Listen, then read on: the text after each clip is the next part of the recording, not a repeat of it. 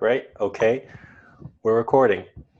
Hi, everyone. Welcome to the Clean Energy Academy. The date is Sunday, the 6th of October. Now, we're privileged to have George Wiseman with us. We would like to thank Valerie from Fringe Energy for arranging this interview. George is an author, researcher, and expert in alternative energy and health and wellness, specifically in the fields of molecular hydrogen therapy. He'll talk more about that later on.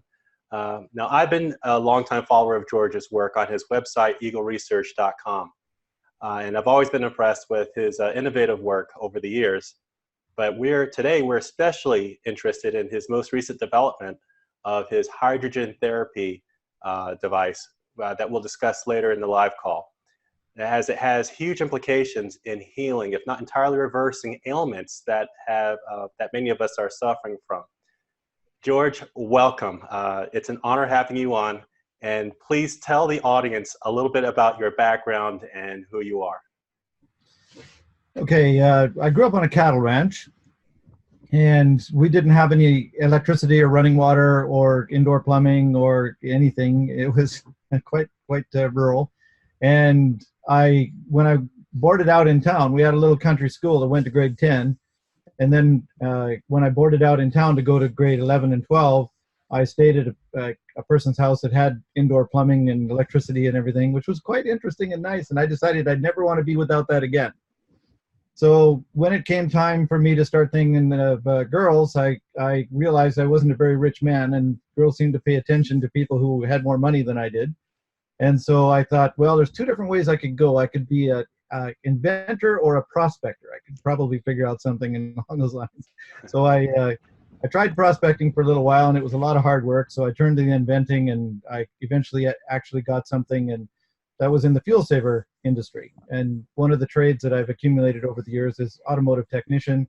So I was able to make fuel savers that were quite effective. And I built a business on that called Eagle Research, Eagle-Research, if you're looking it up. And then it evolved into all different kinds of fuel savers. And because once I understood some things, I was able to do others. Mm-hmm. And I was able to, I ran across this thing called Brown's gas. Now, back in the day, I didn't know anything about the healing aspects of Brown's gas. That will be a couple of decades later. But at first, I found that I could increase the combustion efficiency of automobiles by about 25% if I added this like a catalyst to the incoming airflow, mm-hmm. and more or less keeping the regular fuel system intact and just making some adjustments and such. And then, but the main thing I was trying to do at the time was run vehicles on water, and I still haven't done that. I still have some ideas on how to do that, but I kind of got sidetracked. Anyway. Another thing that happened then with the Brown's gas was I developed a torch where you could replace acetylene in a normal acetylene torch and burn through steel and do all the kinds of things that a normal torch does very well. In fact, better than acetylene, and at 2% of the cost. So it was the downside is it's a $4,000 or $5,000 machine, where acetylene for $250 and rental a bottle, you're back in business, you know. Wow. So anyway, yeah. Then people who had the torch, one particular guy got back in touch with me. I have no idea what happened or why it happened, but he bubbled some of the gas in water, and he put that bubbled water, on a melanoma on his forehead. Wow. Just with a cotton ball, and he covered it with a piece of tape and a plastic cap, and he just kept changing out the water. And in 3 weeks' time, his melanoma was gone. This is what he told me in 1996. I did not believe him.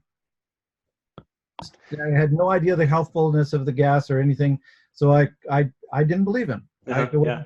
And I was wrong. And that happens. It's an occupational hazard to being an inventor. You're wrong a lot. But then once in a while you find that good thing. Anyway, what happened was, though, I had several thousand people who had bought my water fuel savers and stuff, and mm-hmm. I told people about this potential application for the gas that could be used, and people started using my previous Brown's gas machines for health purposes and started getting back to me, and I was getting an amazing amount of testimonials. Unfortunately, I'm still pretty hard-headed, so from 1996 to 2005, I never even drank the Brown's gas water myself, even though I was saying it's a potential application and people were doing it. So in 2005, I started drinking it myself. I'm pretty hard-headed, okay?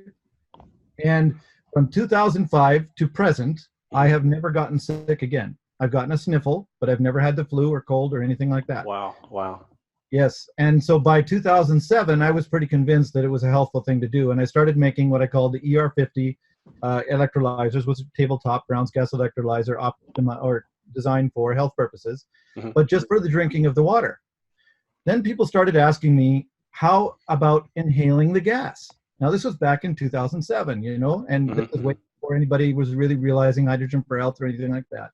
And I knew the gas to be a combustible gas, okay? Like you could explode it or burn it or so I'm thinking having explosions in your lungs is not a good idea. Not a good idea. So I would say, no, don't breathe the gas. And then in December of 2015, a customer sent me a video of a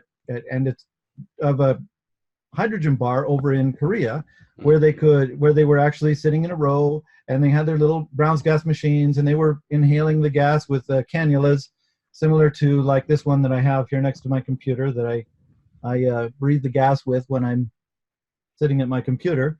And they were inhaling the gas just like I am now. And I saw it going through the bubbler and I realized I was wrong again. I realized why I was wrong. You see, you breathe in a certain amount of air, quite a lot. Right. And if you keep the amount of hydrogen that you're inhaling under the explosive limit, okay, so I knew about this explosive limit. I've been working with the gas for decades, right? Yeah. But it didn't occur to me that it was appropriate for health purposes that a person that was the safety thing. As long as you're under the explosive limit of the gas, less than 4% in air, the gas can't explode and it's perfectly safe to inhale. Wow, fascinating. So, since then, people like Tyler DeBaron interviewed me back in 2007 because he was thinking of hydrogen for health at that time. And he went on and he's become one of the premier advocates for hydrogen for health. And there's now easily over 1,000 scientific studies and gathering more every day on just about every different kind of ailment. But then in 2016, early 2016, I actually videotaped myself first inhaling the Brown's gas.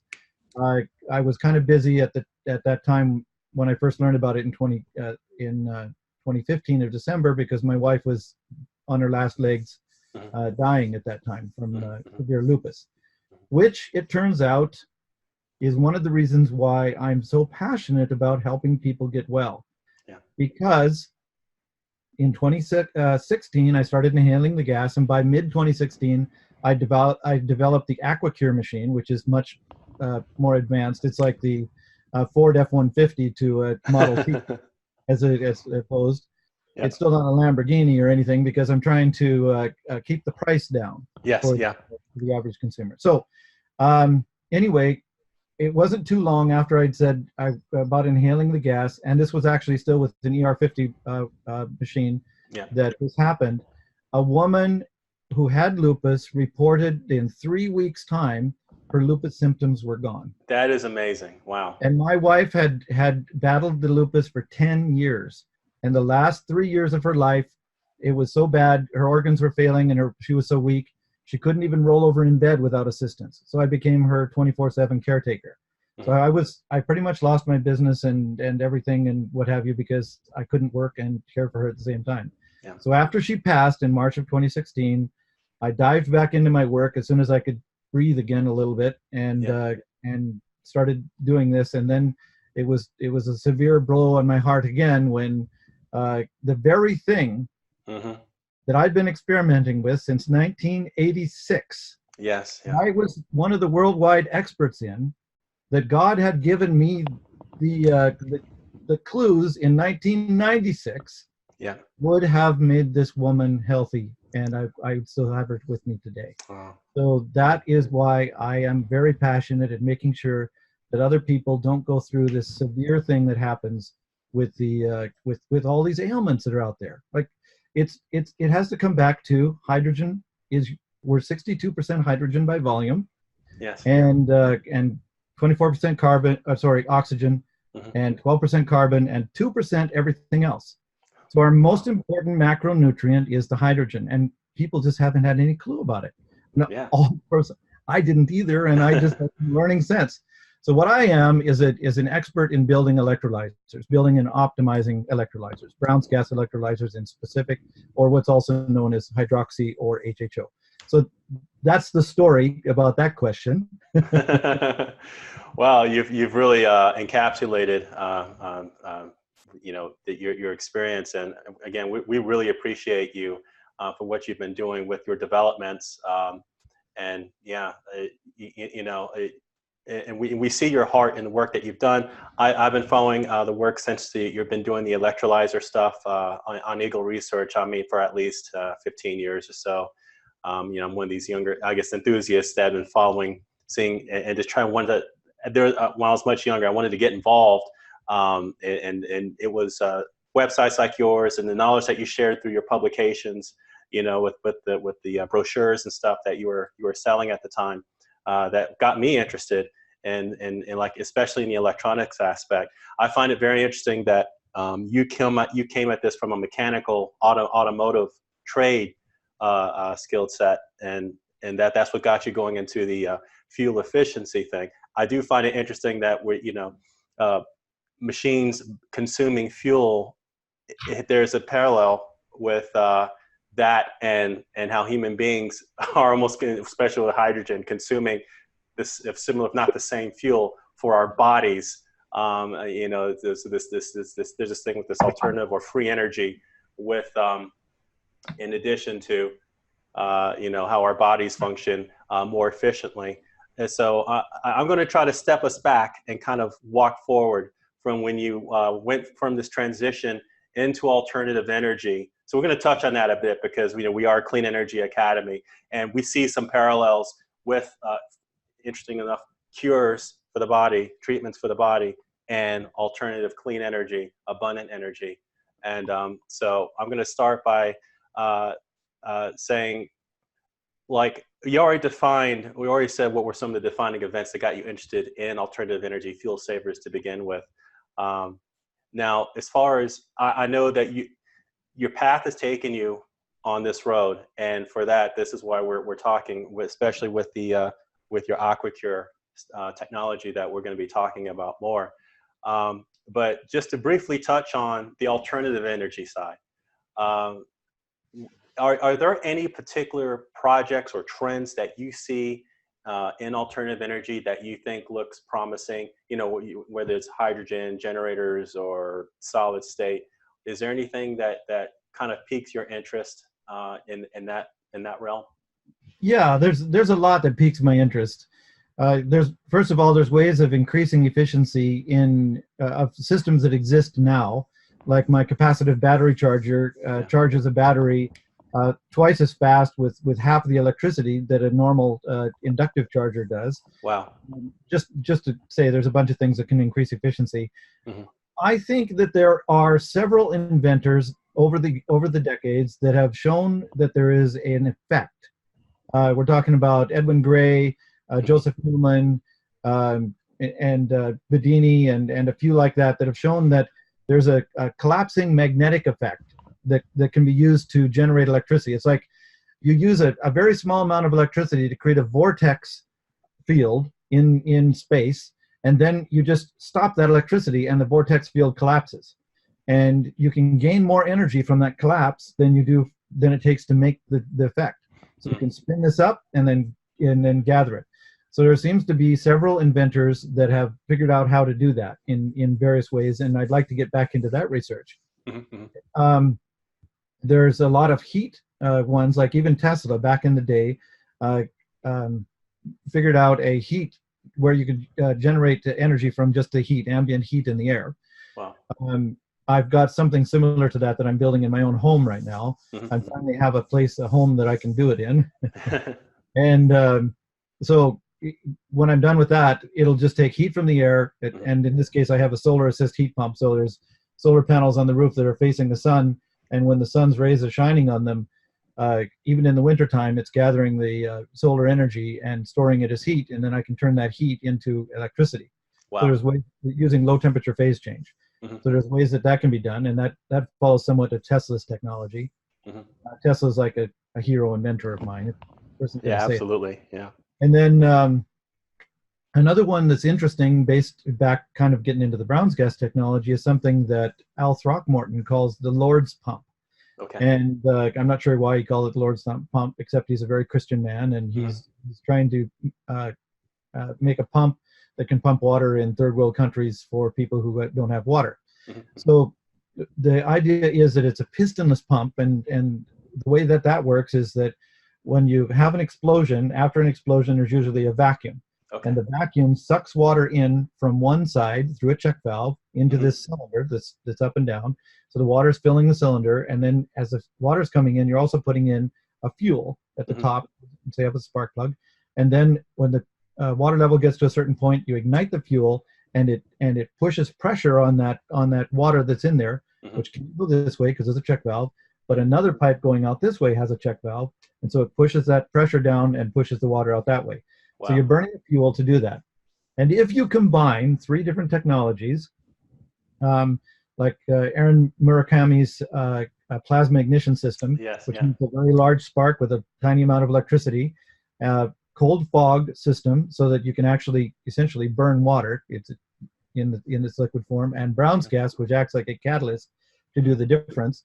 So a tiny amount of Brown's gas, a water fog, and a plasma ignition, you actually can generate up to 10 times more energy, potential energy, by pumping water than it takes in electricity to make all the system work, according to what Al Throckmorton is saying. So then at that point, you would have something you could make a self-running machine. You could have the water pumped up to a height that would come down and turn a generator, which would light normally, do all the things electricity normally does, and then there's a pool down below that you're sucking the water back up from with the pump, using less energy to pump the thing uphill. Wow, that is amazing. That's something, maybe something like that'll work. Yeah. So yeah, there's a bunch of things out there, and I think that there have been, like T. Henry Moray, a bunch of people who actually have done this, actually made, in that case, a 50 kilowatt machine. Yes. But it was smashed and destroyed, and machines like that are very difficult to rebuild, because it took decades for the man to put enough of the stuff together, and he just didn't have the wherewithal to rebuild it. Yes. So there's been a lot of stuff.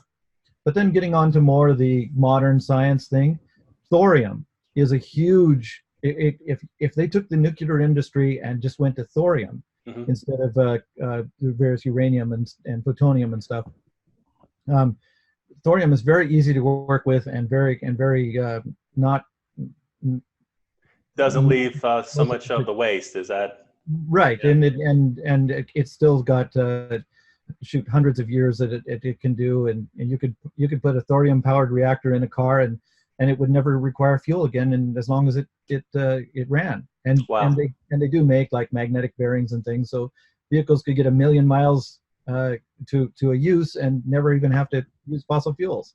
And when you're parked at home, your thorium reactor could power the house, because generally speaking, the power plants for vehicles are bigger than what is necessary for a house. So you could even power 2 or 3 homes just from one automobile.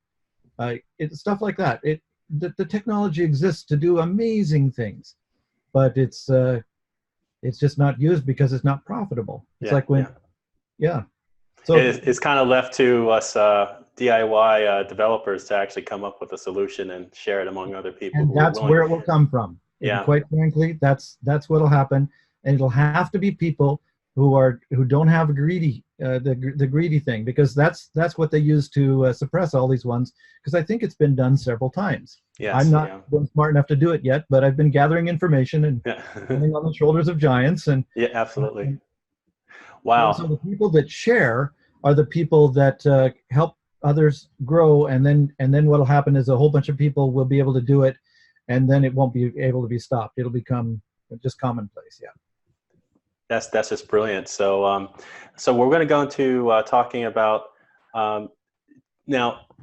I know. So before you made that transition into the health applications for Brown's gas, do you think there is still a market for Brown's gas electrolysis for fuel saving, or do you think there are better alternatives out there that one should consider for creating more efficient running cars?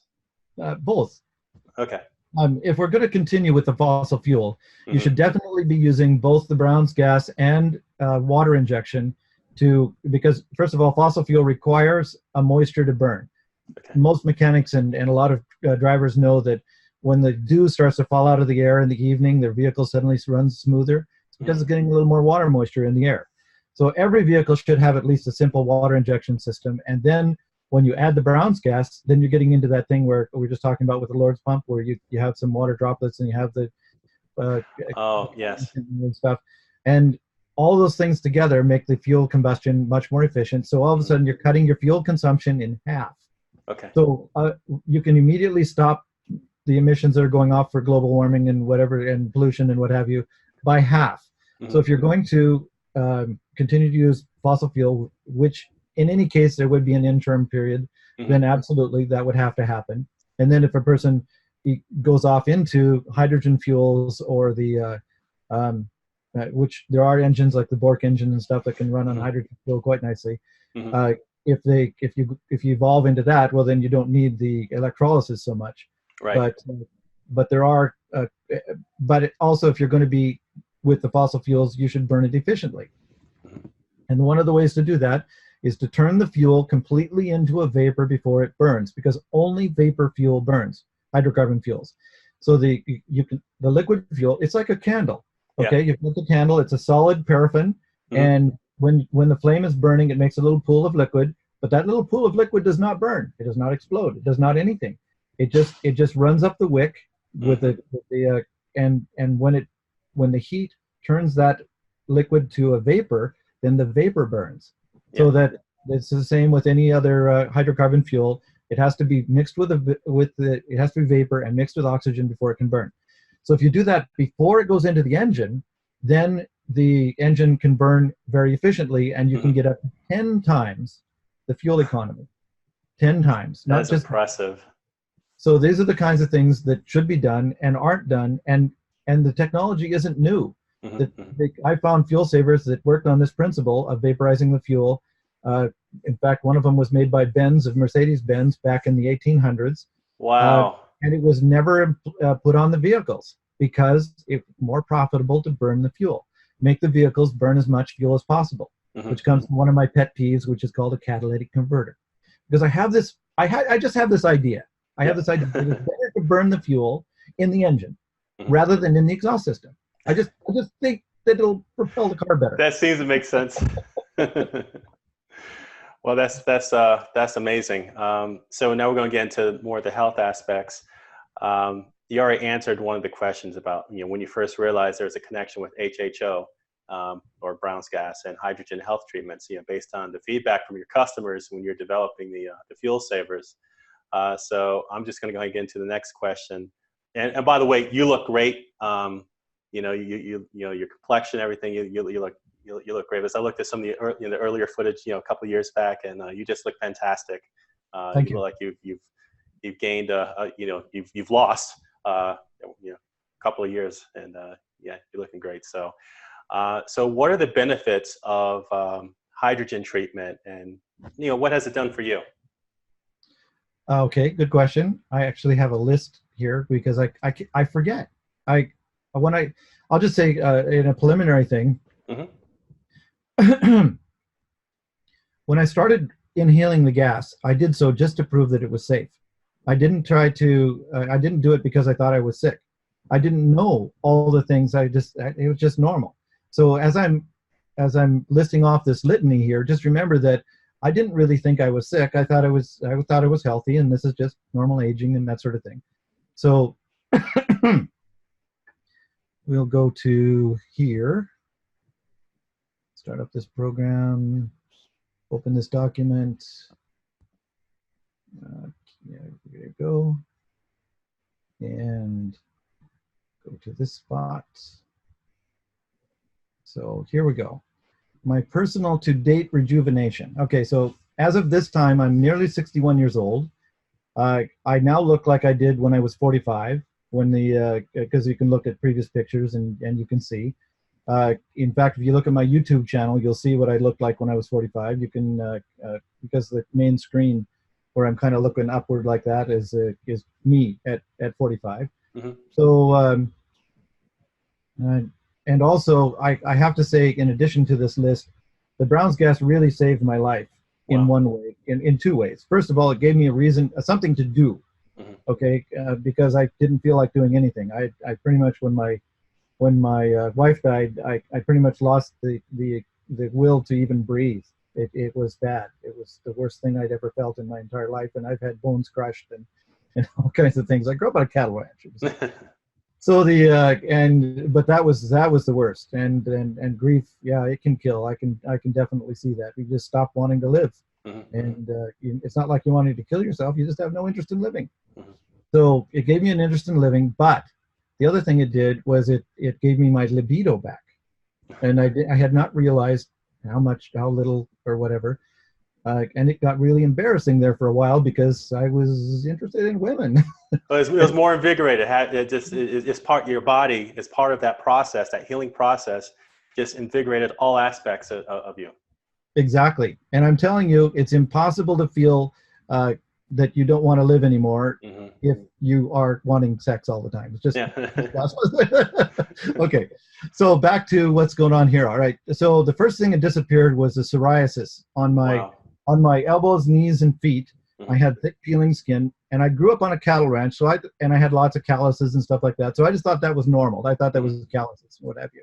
I didn't realize it wasn't until that skin started to peel off like a snake loses skin, and underneath was smooth, baby smooth skin, and it was disconcerting, of course. But having the skin peel off like that, but the result was absolutely amazing, and that's what convinced me to continue inhalation. And then the arthritis in my hands, I'd had pain in my knuckles, and I got full functionality and pain-free hands again. Mm-hmm. So that was another good thing. My tinnitus, it was getting hard to hear people speak with the loud ringing in my ears. And now I only get tinnitus a little bit when I get under severe stress. So it is a stress-related thing, at least for me. Fascinating. And I can know I'm under stress when I hear a little bit of whispering, hissing in the back of my ears there. So I pay attention to the stress thing. Neuropathies. Mm-hmm. I have been losing the feeling in my left palm and in the fronts of both my shins. The doctors didn't know why the fronts of the shins, but they said that the palm thing had to do with a nerve in my elbow, and she touched it and it hurt, and that was understandable. But as I was doing it, I got full feeling back in the palm of my hand, and as that happened, then I realized suddenly that I had full feeling back in the fronts of my shins. Now again, all of this I just thought was normal aging. I thought I was healthy, right? Yeah. So my hair was going gray and bald on top, and you can't see because how much hair is here because the background in the Zoom is taking it out, so it looks like I am. But my hair is growing back to where it was before, in my previous pictures, and I'm gray again now instead of pure white. Mm-hmm. And I had a complete white mustache, and as you can see, I'm getting this. The colors returned. Coming back, yep, it's great. And the next thing that was interesting was I had moved from the west to the east, and when I moved to the east, it was hard to get a doctor, so it took a little bit of time. And when I finally did get a doctor, they did a full physical on me, and for the records and what have you. And in the process, I said I have a heart murmur, and because I've had one since I was a child. And he said, "No, you don't." Wow, that's amazing. Yeah, that was a surprise for me. And which brings me quickly to my father. I gave him one of these machines, and I didn't know that he was going in for heart surgery, and his prognosis was poor because he wasn't telling anybody about that. I just gave it to him because I wanted him to be around for a lot longer, and so he started religiously inhaling the gas and drinking the water. And he had his heart surgery, and when he came out, he healed so fast the doctors, it was back, they couldn't understand it because they thought he may not even heal at all, but he just healed it. So it really helps on those sort of things. Okay, the next thing that happened was I noticed that all my warts were gone. Like I had hand warts again since I was a kid, and I have plantar's wart on my foot, and it would grow, and I'd have to clip it off because it was like a stone in my shoe if I didn't. And I suddenly realized I hadn't had to do that for a while. And I looked at my hands, and my warts were gone. So my immune system got strong enough to get rid of a virus, warts or a virus, that I'd had since childhood. So and that brought me parts of the understanding that the body needs the hydrogen. And if you're not getting the hydrogen, the body is able to maintain life by shutting down things. Like if you're getting hypothermia, the body will shut off heat or blood circulation to your extremities to preserve core temperature. Mm-hmm. But if you're not getting enough hydrogen, then what happens is the body starts to shut down what it considers to be extraneous systems that are not immediately life-threatening. So the first thing to go is your regeneration system, which is stem cells and that sort of thing, and then your immune systems, and there's a lot of different immune systems, but they start to go, and then people get sick, and then your organs start to shut down. And at that point, it's pretty much going to be game over. But as you have the hydrogen, then your organs start to recover, like my heart murmur regained, and your immune systems come back online, which again, I got rid of my warts. And then the next thing I noticed was that all my scars were gone. And I had quite a few scars on my body. And are these are old scars? Old scars from childhood, okay? And I hadn't done anything particular to them. I hadn't put any oil on them or any soft or anything like that. I was just inhaling the gas and drinking the water. So then but one of the places where a scar was right on my forehead. And so it was easy to see that it was gone. And when I saw that one was gone, well, then I checked the rest of my body, and those other scars were gone as well. So, and I had some really quite large and ugly scars. They were completely gone to the point where I can show people, for example, my knees, and say there was a 3-inch, half-inch wide scar on one of these knees. Tell me which one it was. Nobody can tell me. They can't show me where it is or anything. It's completely gone. And customers have reported that as well. Wow. So those are the things that happen when you get enough hydrogen. If you're not getting enough, your body shuts down as it has to preserve life. And when you're getting your hydrogen, then it turns itself back on, including the stem cells, because that's what it takes to regenerate skin. In order to turn those patches into actual skin cells, because your skin is full of all different kinds of things. You got your nerve cells and all kinds of things that are in there, and all that regenerates. And it all has to come from the stem cells. So you got your own stem cell therapy, which people are paying hundreds of thousands of dollars for, right in your own body. You just got to get your hydrogen back in there. So the next thing that happened was my muscles hardened. I was actually, that happened fairly quickly. I noticed that suddenly I had strength and hardness that I didn't otherwise have before, but because I don't exercise and I spend a lot of time here in front of the computer and things like that. And one example of something that happened, 2 examples. The first one was I was pounding a fence post with a improvised metal post pounder, and I sprained my shoulder. And normally I knew that would take about 3 weeks to heal. It was bad enough I couldn't even lift my arm. 3 days. 3 days. Wow. It was completely pain-free. It's like Wolverine. Yes. And another next thing, I'm doing a total gut renovation of this particular house, and in one particular place we had to take out part of the foundation. In order to do that, there was a lot of concrete that needed jackhammering, and I jackhammered when I was working in the mines when I was younger, so I knew how to run a jackhammer. But these 20 and 30-year-olds didn't want to get shook around by a jackhammer, and they were scared of it, so I just grabbed it and jackhammered for 6 hours. And like I say, I was 58 years old at the time, and I thought I was going to have to pay for that. I thought I worked hard all day, and nothing. That's amazing. Nothing at all. Jackhammered all day. Just jumped on a jackhammer, nearly 60 years old, no problem. Yeah. So it's fascinating. So when you inhale this gas into the body, it's like it does a rework of your body from the inside out all the way to the surface of your skin, so that even your skin regenerates. That's correct. And your body does that itself. All you're doing is giving the body the nutrition and energy it needs. And I say that in this way because this is the next generation of hydrogen for health. One of the things that is out there, people are realizing that hydrogen is good, but we are already into the next phase, which is the bronze gas or hydroxy or HHO, whichever you want to call it. It's all the same gas. But it has a component called electrically expanded water. It's not just the hydrogen.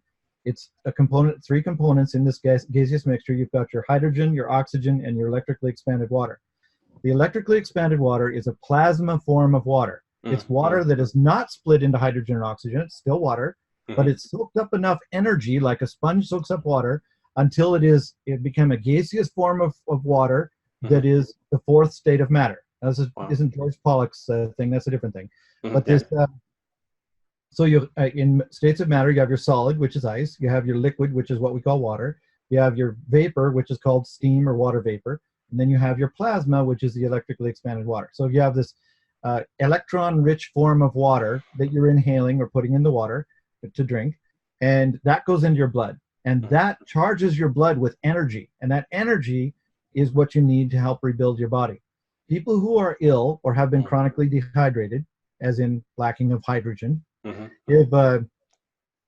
have either compromised energy generation systems and or have depleted their energy reserves. Yes. So now the hydrogen is a food, which is like a building block of life, but it can't do anything without energy. Yes. So the Brown's gas gives not only the hydrogen, but the energy at the same time to heal. So that's why it's very important on this. The hydroxy is the way to go if you want your maximum therapeutic benefit, in my opinion. That is amazing. And so what is, you have already partially answered this. What is the difference between the AquaCure product line that you're currently developing and with your system and the other hydrogen generators, treatment generators on the market? Yes. So you're right. I partially answered it in that it does not pure hydrogen. Pure hydrogen is good. And if people have a pure hydrogen machine, by all means use it. You're getting your money's worth. But if you want the maximum therapeutic value, then you also add the electrically expanded water. You get a generator or an electrolyzer, which that generates the hydroxy. All right.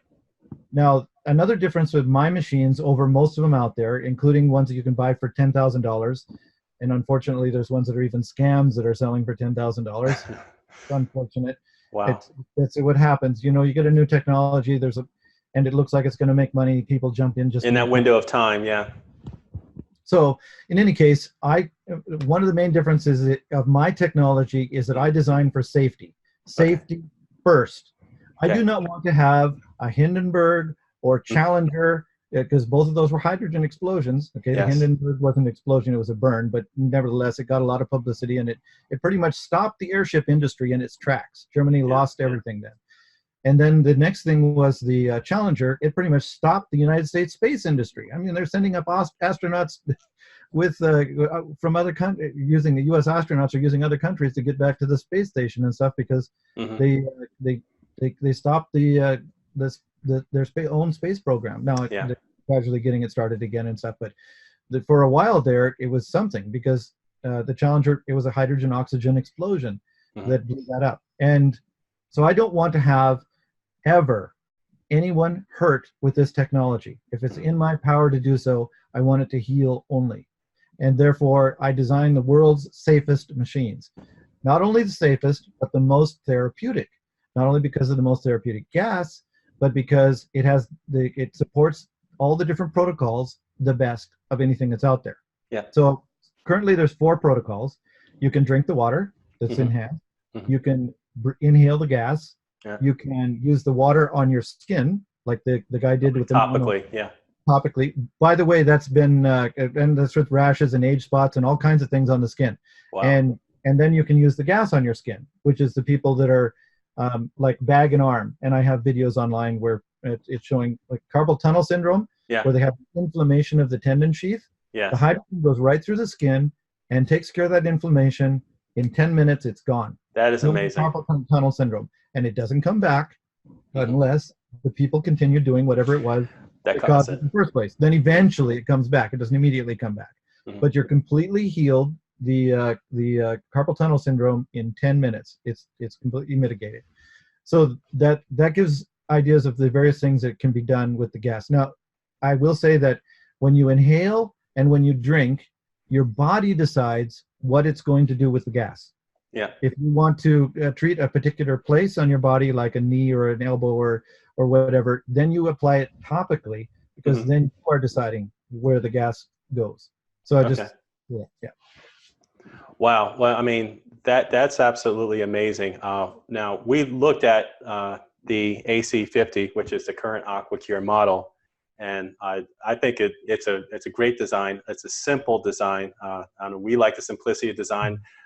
Valerie, first, she showed us the current model that you're working with, and you know, because there was some time from when I last saw you working on the it might have been when the ER50s was the last time I was following the thing that you're doing with the hydroxy kit. But what I noticed that you put some videos up fairly recently with the AC50. And one of them was this ability to add the Hydroxy Torch kit to the system, and I thought that was pretty impressive. How can one, like if someone wanted to, let's say, get the AC50, how would they go about getting the torch kit that they can attach later? It's yeah, that's a good question. I have it listed in the list of accessories in the sales page of the AC50. So when you're going down the sales page, there's nearly 30 different additional things you can do, like extra gloves or goggles or hoses or jars or whatever. Anyway, Okay.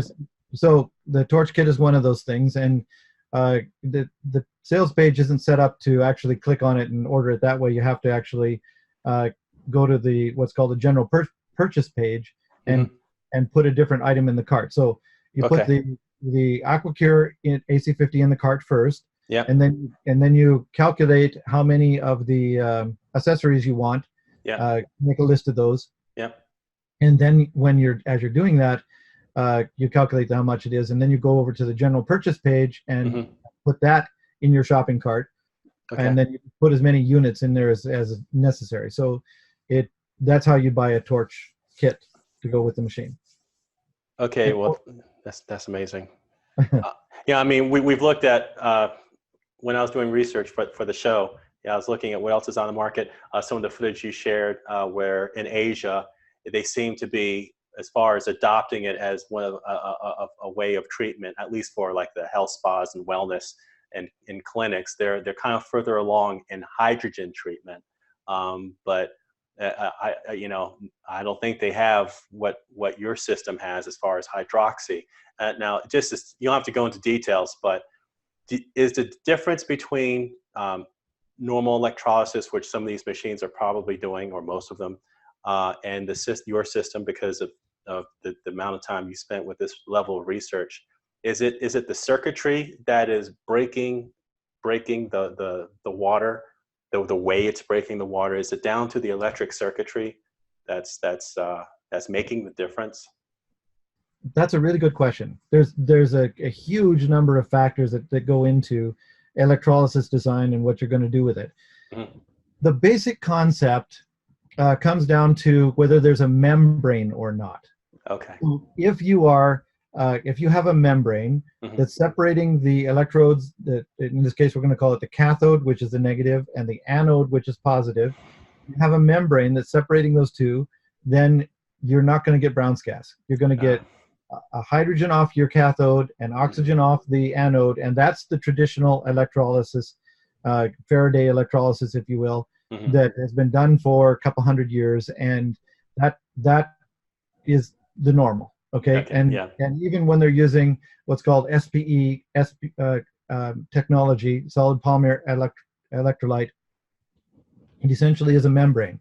So they're getting the oxygen off one side and the hydrogen off the other, and that you can't make Brown's gas that way. It doesn't make the electrically expanded water. The electrically expanded water is only made in electrolyzers that don't have a membrane. So now we have two electrodes, your cathode and your anode, which is negative and positive, and the oxygen is being generated off the anode, and the hydrogen is being generated off the cathode. And right in the middle, where my nose is, right in the middle of the cell, there will be a third gas being generated. Now, normally that's where the membrane would be. But when the membrane is there, it interferes with this effect. And this effect is when the anions and cations are going back and forth across between the plates to balance the electrolysis. Some of those electrons are attaching onto the water, and the water is expanding and becoming the plasma form of water, which is electrically expanded water. And so it only happens when you have no membrane. Fascinating. Now, Now, the most efficient type of way to do it has to do with plate spacing and electrolyte density and temperatures and waveforms and pulsing, Yeah, all kinds of things that a person gets into. But the basic idea is that you have to have no membrane between the electrodes. okay. Wow, that's amazing. So you believe that the hydroxy treatment is the future for health and wellness? I do. Just in general? Yeah. I absolutely do. It'll be implemented by everyone everywhere. And it's kind of like the Ford Model T days when Henry Ford said, "I want to have a car in every driveway." Well, people need to really have one of these in every home, and it will revolutionize health as we know it. Suddenly, we may have a actual health care system instead of a sick care system. Yeah. Like right now, it's more profitable to keep people sick because you're selling drugs and all that kind of stuff, and sick people keep coming back for more drugs. So if you mitigate the symptoms instead of curing the disease, then you have essentially a captive audience that will continue buying your product, which is the drugs and stuff.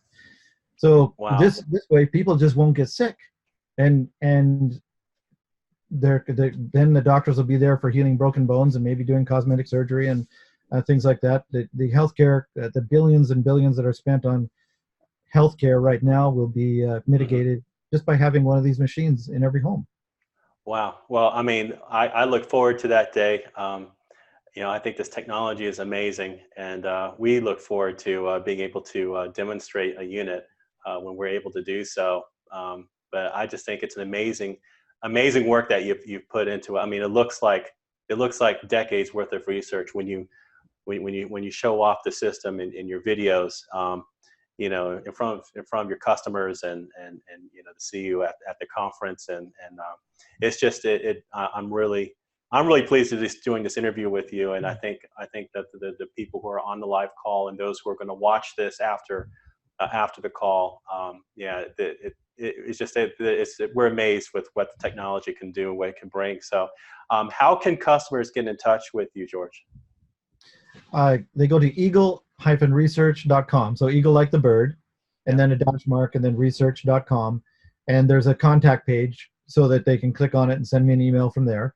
So that's how they get in touch. And of course, then they can go to the shop, to the store and buy the machines and what have you as well. Well, that's brilliant. So, I mean, that pretty much does as far as my questions. Now, I think there are some comments here from some of our members. So let's see what we have. You ready to answer a few more questions? Absolutely. It's my pleasure. Excellent. Okay. Here's a question. How to determine how long to breathe the HHO per day? That is a very good question. Okay. So one of the things that happens at first, so there's a time when you have to get into it. You have to think of hydrogen as a food, because you normally get it from your food. You can't just breathe in hydrogen from the air because it's got mostly oxygen and nitrogen, and there's a very teeny amount of hydrogen. In fact, if you have a hydrogen balloon, you see that whoof, up in the air it goes. Back to God. So in any case, the atmosphere doesn't have hydrogen. So where do you get your hydrogen from? Well, most people didn't know, and even doctors didn't know for hundreds or thousands of years. It's only recently that anybody paid attention to this, just like when Isaac Newton got bonked on the head with an apple, he said, "Oh, well, what about gravity?" Anyway, so this hydrogen thing is important, and you get it from your food. So your food has hydrogen in it, hydrocarbons essentially, and when you eat, your body it breaks it down, starting with the enzymes in your mouth and the mastication, and then goes through the acids in your stomach and the lower intestines. But the actual hydrogen doesn't get released from the food until your colon. Okay, your food is almost coming out of you, and and that's where the bacteria live that do the final breaking off. It takes a lot of energy to break the hydrogen off of anything, because hydrogen is tightly bound to molecules on the planet, or else poof, away it would go. Right. All right. So now the key thing is that these particular bacteria, and you can imagine there's millions and millions of different kinds of bacteria, but there's bacteria that are best at breaking the hydrogen off of food. Okay. And those bacteria happen to be very sensitive to antibiotics. And what do we do whenever anybody is sick or anything like that? We feed them antibiotics. So you get a short-term gain in if antibiotics do work and help people get over a minor crisis, but it killed those bacteria. So the long term, your immune system has now suffered because you don't have the hydrogen to support the immune system, because those bacteria need to be rebuilt. And I'm hoping that people will get into probiotics that will regenerate that. And there is research that's going on with that. Nevertheless, hydrogen is important. And it comes back to, it's a food. Hydrogen is actually a building block of life. So imagine that you are on a starvation diet and you haven't eaten anything for a month. If you don't have a 7-course meal, you have a little soup, else you're going to be sick. And the same thing happens with the hydrogen. When you first start inhaling it, you want to inhale it slowly, or all kinds of weirdnesses can happen because your body suddenly gets this massive treasure trove of food that it's needed and starts doing all kinds of things with it, and it makes you feel weird. So, and the weirdnesses can be headaches or rashes, or you can't sleep, or you sleep too much, or okay. I say weirdness because every body is different, and I have no idea how it's going to manifest in any particular body, but I do know you need to start slow. Okay, now you've built up. I say let's start about 5 minutes 3 times a day, because it, like food, it's best if you have some and then let your body absorb, and then have some and let your body absorb. Okay, so so about 5 minutes 3 times a day, increase a minute a day. So the second day, 6 minutes 3 times a day, third day, 7 minutes, like that. So now when you're up to 20 minutes 3 times a day, then you can inhale all you want. Like I've inhaled as much as 8 hours a day. And a lot of people sleep all night with it. They just go to sleep with the cannulas on and breathe it all night. And that's fine. There's no problem with that whatsoever. There's no toxic limit of the gas, because if you inhale more than your body needs when your blood is saturated, you just exhale the excess. The body just gets rid of it, just like excess carbon dioxide. So to answer the question, generally a therapeutic value would be a minimum of an hour a day, preferably in 3 20-minute sections. But some people, they just don't have 20 minutes 3 times a day that they can sit down and do it. So you do what you can. Okay. Just like you're eating. Great, great. And there's some comments here. You know, there's someone saying, wow, what an incredible story. Another, I'm not sure if that's a question or a comment. Any positive glaucoma cases should be easy to measure eye pressure drop. Any comments on that? I haven't, I've run across some things, but I'm not sure exactly. I don't have an actual study that can say that. And I only have recently started including goggles in my kit. So the goggles are for when you're mixing the lye, supposedly. You put your goggles on for safety. But then what would you do with the goggles? So what I did is I drilled a small hole in the top so that you put the gas in there, and the gas can be around the eyes. But the key thing was I didn't want too high of oxygen or hydrogen concentration around the eyes, because I didn't want an explosive mixture around the eyes. Yeah. So the goggles are vented, so the gas comes in and goes out, and it's just going past, and there's not enough that it would be explosive. So I'm assuming that we'll see some things with cataracts and glaucoma and the various things with eyes. I think that's a great idea, just for things like eye treatment, to have like that the hose that would normally go would actually go through the goggles to feed the gas. Yeah, that's pretty clever. What else we have here? I think Dustin is asking, please discuss the release of liability process to integrate into a medical clinic. Also, it's UL or ROHS listed. I'm not sure if that's what you feel about that. I understand. It is CE safety certified and is built to URL and CSA, UL and CSA standards. So it's actually built to Australian safety standards as well. Wow. So it's completely it's not safety certified around the world, but it's built to the safety standards. It's only CE safety certified. Like I say, I'm building the safest machine, but these other certifications take a lot of time and money to do, and then it's an ongoing cost to maintain them. Understand. Which I just haven't bothered taking the time to do. But it cost me about $50,000 to learn those standards and to implement them, and I do implement them in the machine. So the machine is built to the standards. Now, as far as liability, you're going to have to check with liability insurance on that. I would say, obviously, there would be what is it, the form that they fill out, people fill out and say, okay, I won't be liable. Yeah. There's a name for it, but it's just escaping me for the moment. Yeah. In any case, that you could do if necessary. Yeah. Other than that, and insurance, I don't have anything specific in mind. Yeah. I think because we're kind of familiar, not necessarily with medical, or it's not this like machinery or equipment, but the way a lot of companies work when it comes to making things. Like if I wanted to order something on like Alibaba or some other website, and this machine is built in one country, they build it to a certain standard. But then the buyer, whether it be another company, a business-to-business transaction, or let's say someone who's running a clinic or a practitioner, they would buy the equipment, and then when they get the equipment, they would go through the footwork of making sure that it's within whatever certification or necessary thing they need to run their practice in that country. So yeah, it's something a lot of people may not be aware of, but yeah, I mean, the fact that you built your machine to actually be able to go through that process for anyone who buys that stuff I think is the most important. Yeah, actually, come to think of it, there is a company in England right now that is starting that exact process, taking these machines through being medically certified. So not only just safety certified, but certified to be a medical device. And the other thing I forgot to mention is that these machines have a lifetime warranty. If they break down due to manufacturer error for the life of the person who bought it,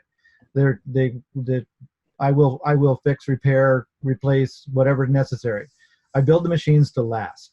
And the second thing that I do, because I know that this will take time, it's a food.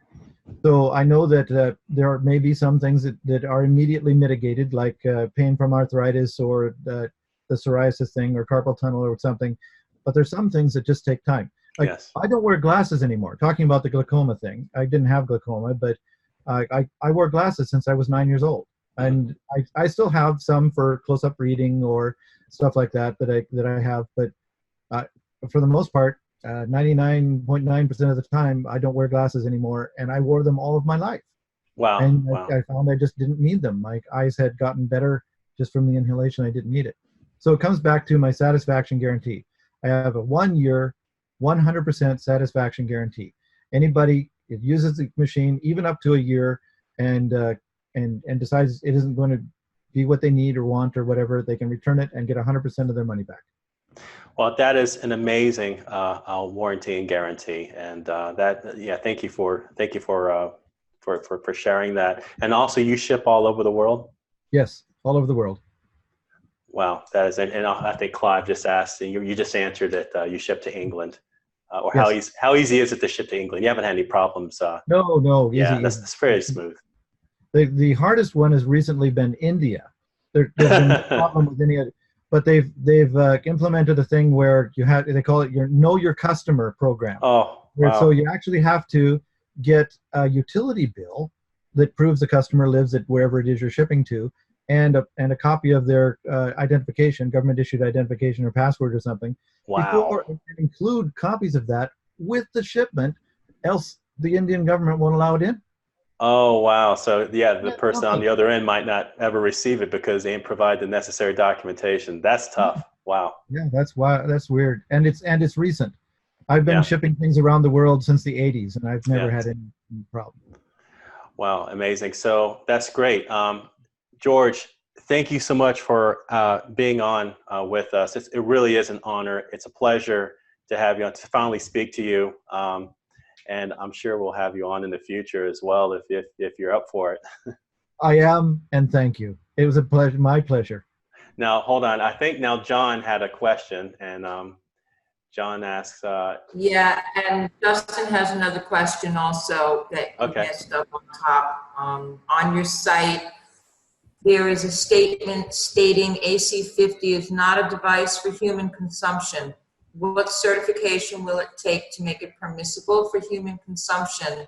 And also, are you pursuing any medically approved certifications? And we already heard England, so those are the questions. Okay, so the thing on my site about not for human consumption is strictly to cover my ass and to prevent the powers that be from shutting down my website. Yeah. Period. It's just that.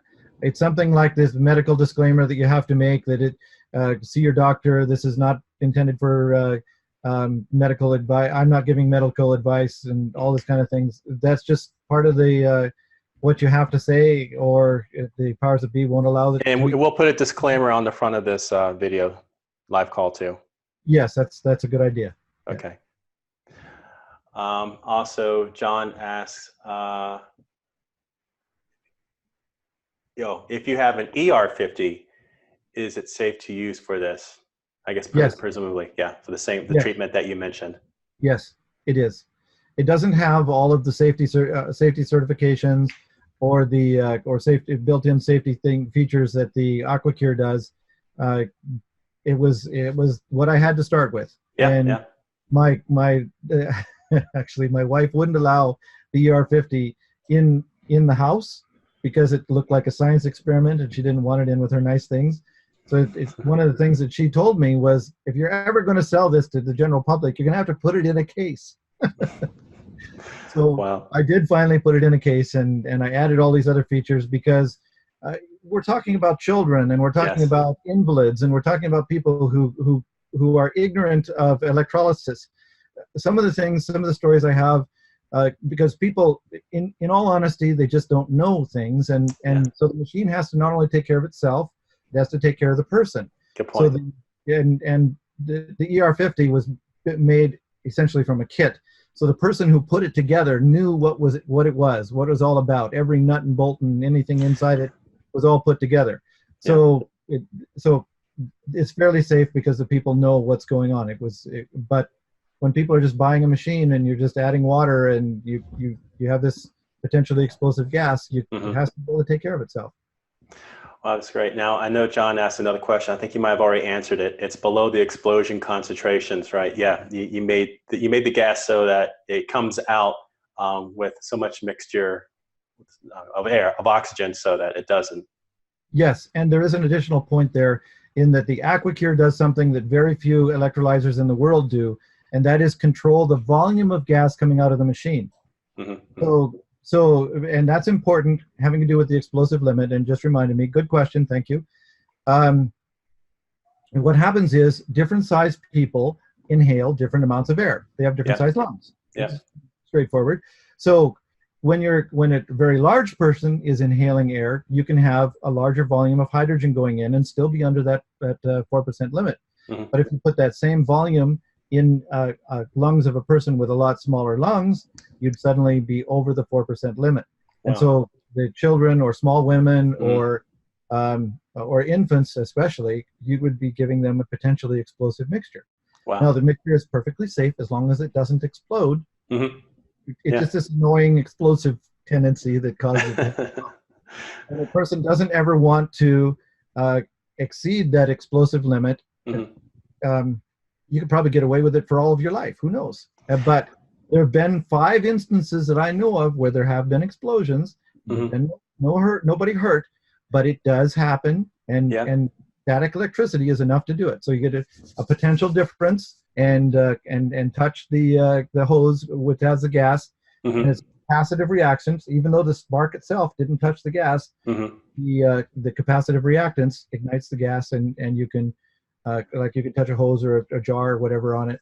Wow, fascinating. So in my manual, I cover all of that. Now, does this also apply to the ER50, or would the person who has that unit would have to be a bit more savvy with that? Yeah, the ER50 doesn't have a variable gas adjustment. Okay. So they have to adjust it either by adjusting capacitance, which I know how to do that in the ER50 notes and what have you, or they adjust it by adjust the gas volume by adjusting the amount of electrolyte in the machine. Okay. So it produces a certain amount of gas. Okay, and we got one more question. I think we'll wrap it up. Ed asks, is HHO, this gas, is it good for autoimmune diseases? Or have you heard of anyone, like any of your customers, mention anything about that? Absolutely yes. No Wow. question whatsoever. One of the very first and primary things that should be being used for is all of the autoimmune diseases. Wow. Again, going back to, remember what I was saying, where you got your regeneration, your immune system, your organs. When you start getting the gas, the thing that comes back in this case is your autoimmune, your immune systems come back in gear, and they don't start, and they stop tearing your own body apart. Start to act like they're supposed to. And so the autoimmune, all the inflammation and autoimmune problems go away. They just disappear, and your body starts to do things like fight cancer, which is what it's supposed to be doing. See, right now, most cancer exists because the three main ways that the body gets rid of cancer are mitigated or disappear when you haven't got enough hydrogen. As soon as you start getting enough hydrogen, your body can recognize the cancer and either cause the cells to self-kill themselves, or it recognizes it, and then there's various ways that the body can actually kill the cells. So it all comes down to the immune systems as far as that's concerned. Yeah. And the third thing, of course, is that the cancer usually doesn't form in the first place when there's enough hydrogen, because the cells all are healthy. If you know what I'm saying. Yeah. Well, that's absolutely amazing. Great question, Ed. Great. So we had some excellent turnout on feedback today, George. A lot of people were excited to have you on, and again, it's an honor to have you on, Ed and George, and we'll love to talk again. And thank you so much. Thank you for being on. Have a great evening. Okay, and so that wraps up this Clean Energy Academy live call, and we'll have another one in about 2 weeks' time. And I'm going to close the call now.